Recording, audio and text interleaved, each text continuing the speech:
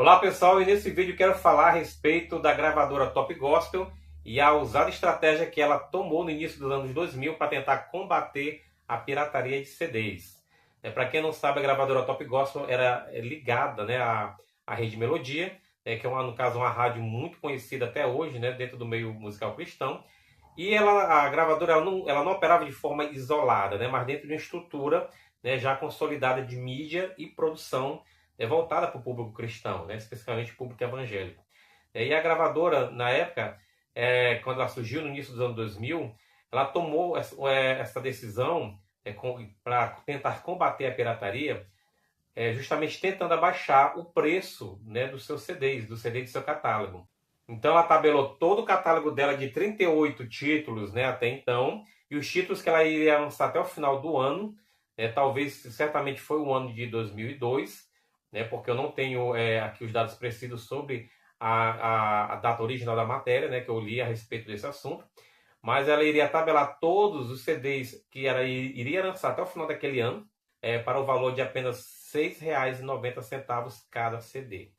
Parece ser um absurdo, até mesmo para a época. Mesmo que a gente tenha que levar em consideração, mesmo tendo que levar em consideração que os R$ 6,90 de hoje, obviamente não é o mesmo R$ 6,90 daquela época, Eu fui fazer assim para ter uma noção mais clara, fui tentar pesquisar, foi mais ou menos, um CD naquela época custava em torno de R$ 16, 16 a R$ 20, que equivaleria hoje a praticamente quase uns R$ 60, digamos assim. E os 6,90 chegaria ali perto de uns R$ 25, mais ou menos. Então é uma diminuição bem grande em relação ao valor final do produto. E a gravadora justamente tentou fazer essa proposta na intenção de deixar os produtos mais acessíveis quanto à questão do preço, e com isso tentar diminuir a pirataria, pelo menos do seu catálogo.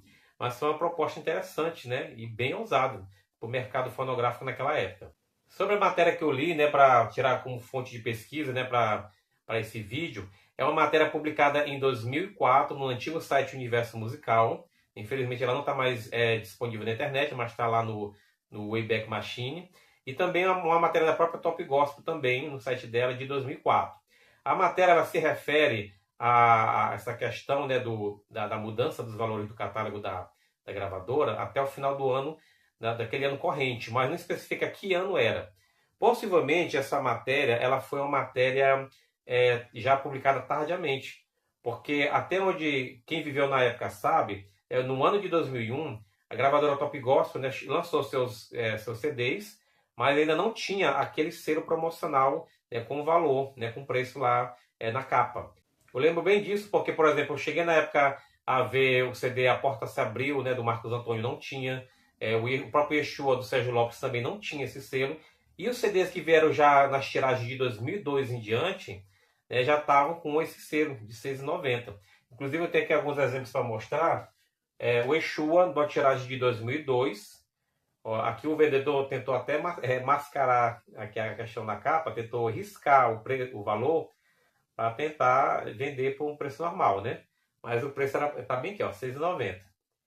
Tem outro exemplo de uma tiragem também de 2002. Esse aqui do Álvaro Tito, Levanta-te.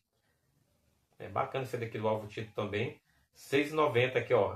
Aqui já dá para ver o valor, Que o vendedor não mexeu na questão do preço.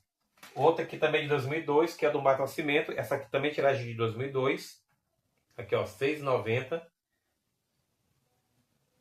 Então, todas as tiragens de 2002, vocês vão perceber que tem esse selo de 6,90.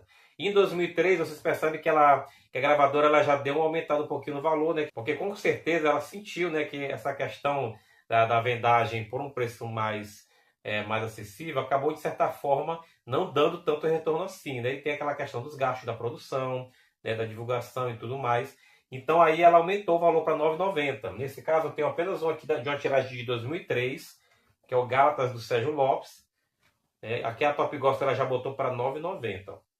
Aumentou um pouquinho, mas ainda estava com preço bem acessível para a época. E depois desse período, já em 2004, você não vê mais o CD da gravadora com esses selos promocionais, de R$ 6,90 ou de R$ 9,90. E por isso que eu digo que essa matéria que eu li, ela foi publicada em 2004, mas certamente foi uma matéria tardia. Ela se referia, obviamente, com certeza ao ano de 2002 e em seguida ao ano de 2003, né? Foram os anos que essas tiragens com preços promocionais saíram. Inclusive, se você tiver uma cópia de algum CD dessa época, né, algum exemplar dessa época, aí você for ver na parte de baixo dele, né, a questão do ano da tiragem, provavelmente você vai ver justamente esses anos, ou 2002 ou 2003, né? Aqui na parte da borda interna mesmo, vai estar lá indicando o ano. Se você tiver algum CD da Top Gospel dessa época, confira aí que certamente é desse período. E segundo o próprio diretor de vendas da gravadora na época, né, que era o Cláudio Mil, a iniciativa era uma resposta direta, né, à crise do setor fonográfico, né, afetado tanto pela pirataria quanto pela situação econômica do país. A estratégia era clara: reduzir custos internos para oferecer ao consumidor um produto original com preço acessível, né, tornando desnecessário o recurso à cópia ilegal. É claro que algumas pessoas até desconfiaram, né, dessa proposta, achando que a qualidade do produto ia cair, né, por conta disso. Mas não caiu, né? Os produtos da Top Gospel na época, inclusive, são excelentes, né? Tanto na questão da mídia física, como também nas produções musicais da gravadora, né? Então, eles conseguiram manter isso por um bom tempo. Pena que não deu para manter isso adiante, né? Mas pelo menos durante 2002, né, 2003 por ali, eles conseguiram manter essa proposta. E como prova de credibilidade, né, a gravadora, obviamente, ela reforçou, né, a questão da contratação de grandes nomes da música cristã para o seu cast, né, como o Sérgio Lopes, né, como eu já mostrei, o Álvaro Tito, Mato Nascimento, Beatriz, Marcos Antônio, também, deixa eu ver quem mais é da época, Marcos Góes.